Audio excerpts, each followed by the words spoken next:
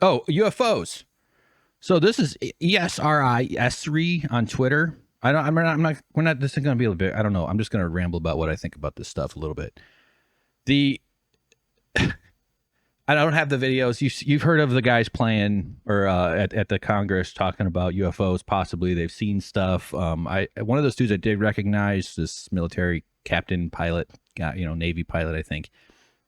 And so because they're sort of like gray-haired white dudes in their 50s and they're serious men, and I suppose there's reputational risk. So it seems like certainly like at different times in our cultural world, we might not take that risk to come forward with this stuff, claiming that there's programs having crashed vehicles, even some biologics, they called it. And everybody's talking about it, and we're all horny for aliens. We've all been trained to be in movies and stuff, and I include myself in that group. I really hope this is true. I think it'd be amazing. Frankly, if they took over, I would probably vote for them, right? As long as they're for Medicare for all, do it smart, bring it down, anal probing for all. I'll even take that. That might be the only medical care that we all get. What a hack joke. But show us some fucking proof. Show some evidence. We don't do this. Isn't the kind of thing you can take at someone's word. It's absurd. Is it likely?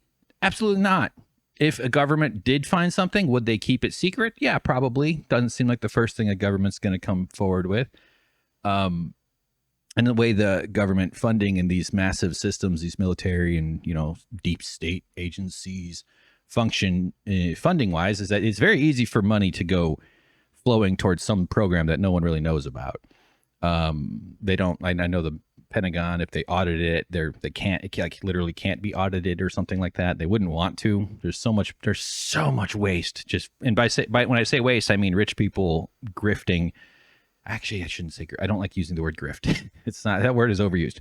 But rich people just soaking up money from the government in the form of these giant budgets, which we'll get to when we see Dianne Feinstein, being told to vote by her handlers for the military funding.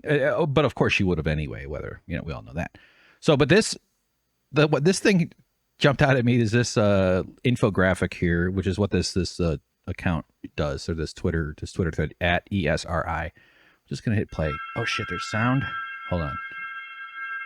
Reported UFO sightings 1906 to 2014. I'm just gonna let this play. One thing you'll pick up on though is that it's very USA centric and England. You'll see a lot of stuff going on. It ends up concentrating very heavily in the eastern side of the country. Looks like some concentrations up by Seattle and LA. England is now showing a lot, and we're in the entering the 80s and 90s, 2000s, I guess. Wow, it really blows up there. I just rewound it a little bit.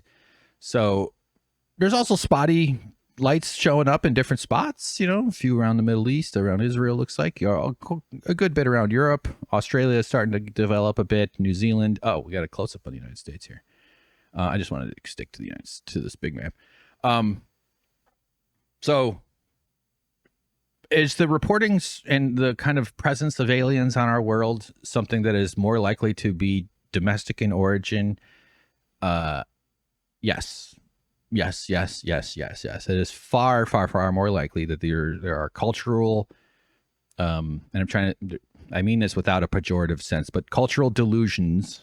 A lot of the stories cultures tell themselves are a little delusional, or at least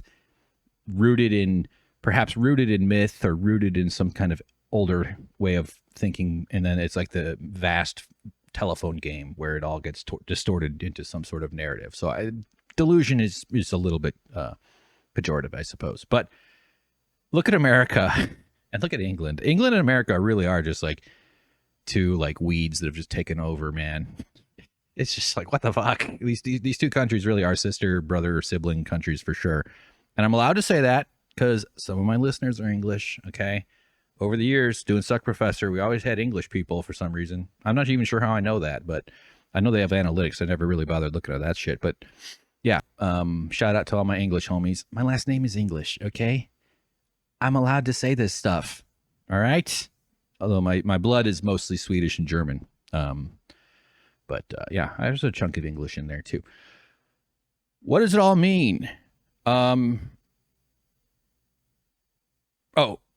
two points then. I'll just try to get through it. The standard for proof for this has to be absolutely gigantic. We need to see videos and photos, and we need to see multiple reports of or multiple credible sources for all of those. And even in that scenario, I still am going to be skeptical because videos and photos can be faked incredibly well these days.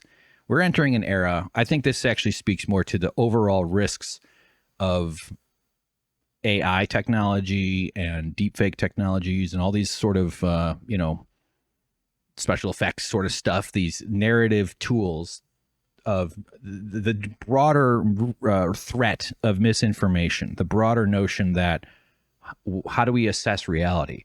We're all struggling with that. Reality is not something that we agree on.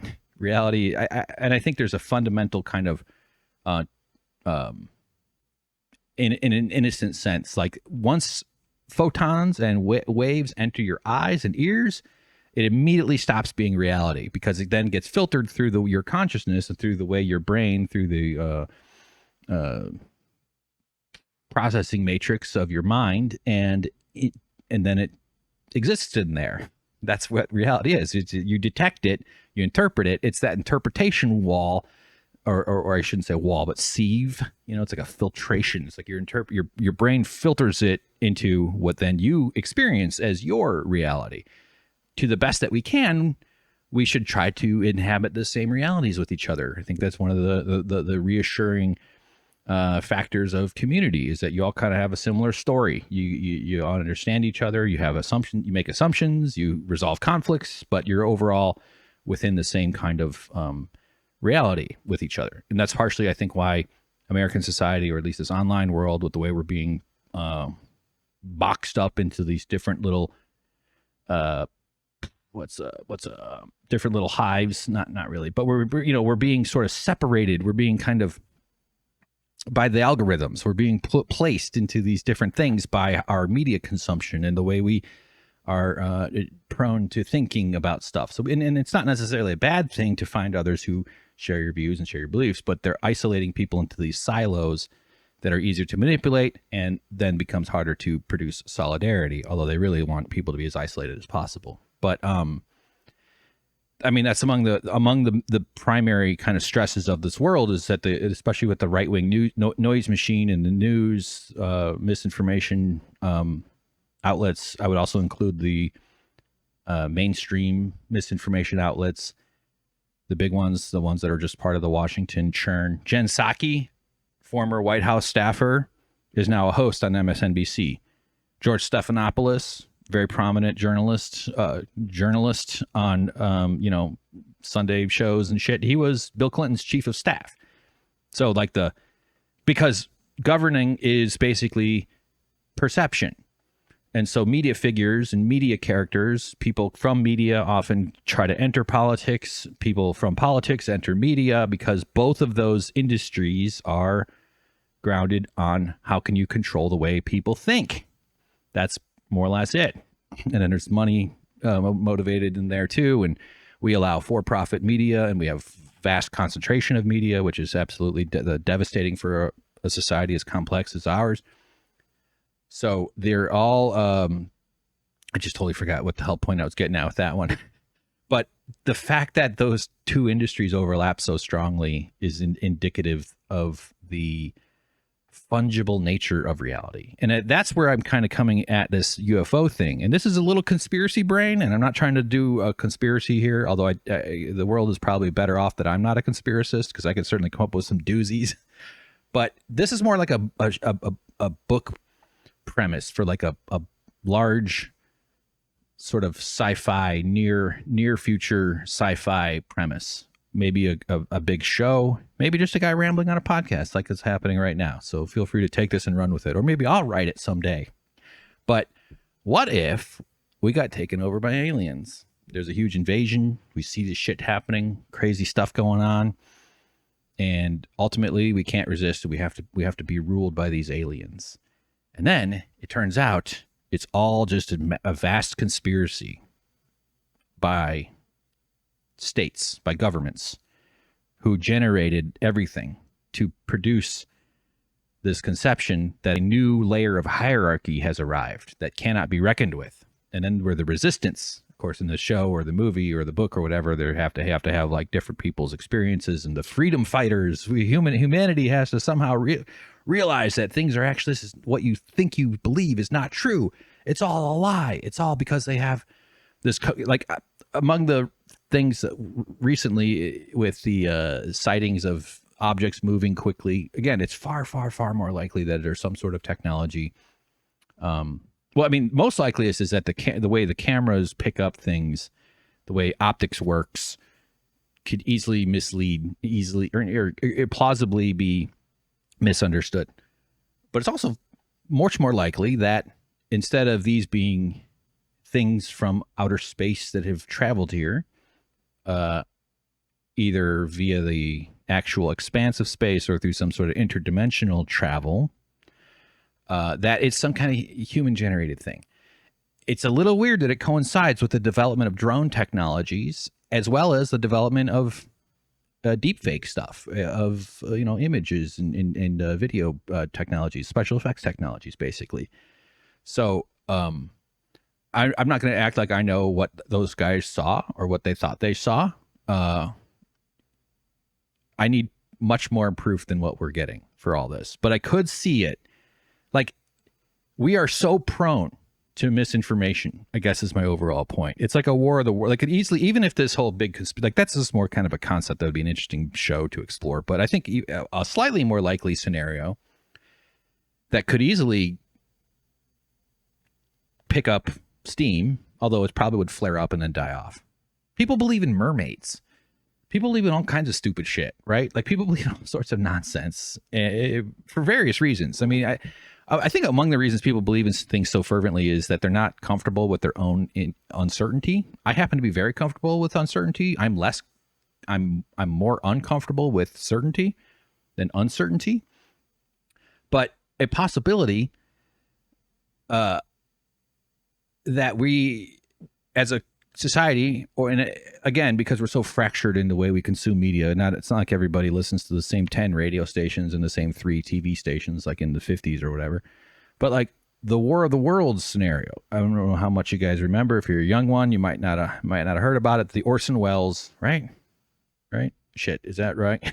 No, fuck. It was a radio broadcast that was a radio play of a Martian invasion with like sound effects and attacks going on, and it was done as a news report. Again, you can find it out, find the audio. It's really fascinating stuff, and I'm embarrassing myself did no prep for it, but I've known of this for a very long time. It's a famous incident, and people who heard it, they trusted what they heard. They thought there was a fucking alien invasion happening. There'd been enough speculation about astronomy. People thought Mars, they didn't know as much as we do now by any stretch, but like, it wasn't like this happened before radio. Like, that's obvious. But like, people were primed to think of aliens coming and attacking. Not to mention just that we're all kind of rooted in the, violence of colonialism and the violence of enclosures and in violence of some foreign entity showing up to take something, that using violence to scare people. Lots of movies surrounding that.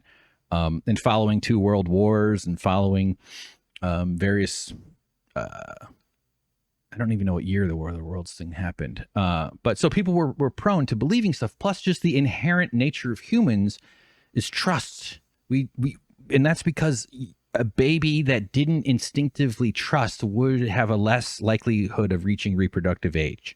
Babies have to be trusting because they're not done growing. They're completely dead if they're not. They're completely they cannot care for themselves at all. They're so vulnerable, and that's why they have to be cared for so carefully. And people do that, and you grow quickly, blah blah blah. But babies trust is so fucking important. Also, why the trust violations that end up happening to everybody in our childhoods is a part of growing up, but also can be damaging depending on how your trust is violated and stuff. So it's it's an instinctive concept, and I think it kind of exists in us where humans generally assume that what they hear is true, or what they see on TV. They wouldn't put liars on TV. Look what I knew this one guy that was a big Fox News watcher, and he would say shit like, let's see what's happening in the world today. And he would turn on Fox News. He trusted it. To him, that's what was happening in the world today. Fucking moron, that guy, too. He had really weird eyes, though. They had like Gollum eyes. So people would trust what they hear, or especially if what they hear validates them in some way. If it's a bias validated, if it's confirmation bias. So I really think that we're going to see some kind of War of the Worlds scenario here somehow. Although it really can't have the impact as that early radio thing, just because it's so fractured in terms of the ways we're all being fed. Our photon diet is so widely variable, but it does seem very plausible that it'll happen. Everybody wants this to be true. I would love it to be true. I would love if some little alien things were doing stuff and running around. I doubt that it'd be violent. It seems unlikely. And honestly, my sense, and I've been a very close fan and follower of science and astronomy and stuff for 20 plus, it's always been a thing I've loved to read about. Man, I'm ignorant about so much of it though too. It's such a gigantic ocean of knowledge out there in terms of science and research, and we're really in a golden era of it too. Partially what's tragic about humanity killing itself so that rich people can have Maserati money in millions of years is that we're going to end up not being able to continue our exploration of the solar system and the universe and the galaxy and stuff. It's sad. It's sad because we can do a lot of cool stuff with what's available, But I think what's more likely than travel, like actually flying a ship here, is some sort of dimensional travel. I don't know why. The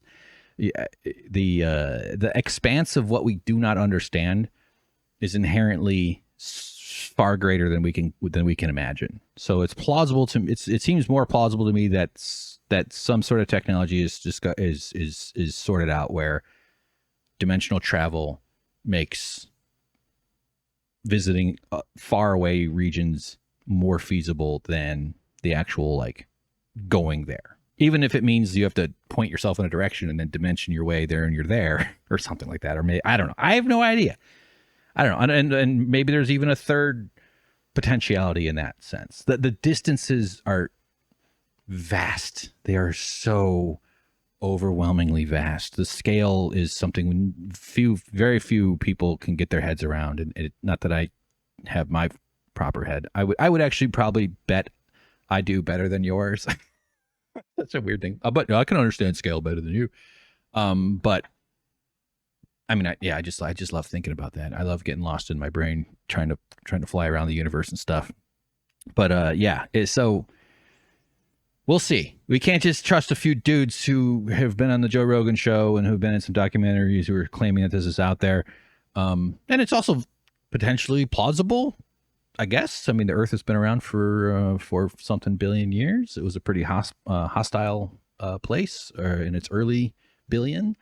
Early hundreds of millions, and especially when the moon was formed, because of what we understand to be a second body, roughly the size of Mars, collided with Earth, and that's what produced liquefying both bodies, which was what produced the moon, which accounts for why we have an unusually large moon for a planet our size, and why the moon is made of materials that are found on Earth. It's fascinating shit, but over the several billion years, maybe some object from a far distant developed civilization did make its way into the solar system.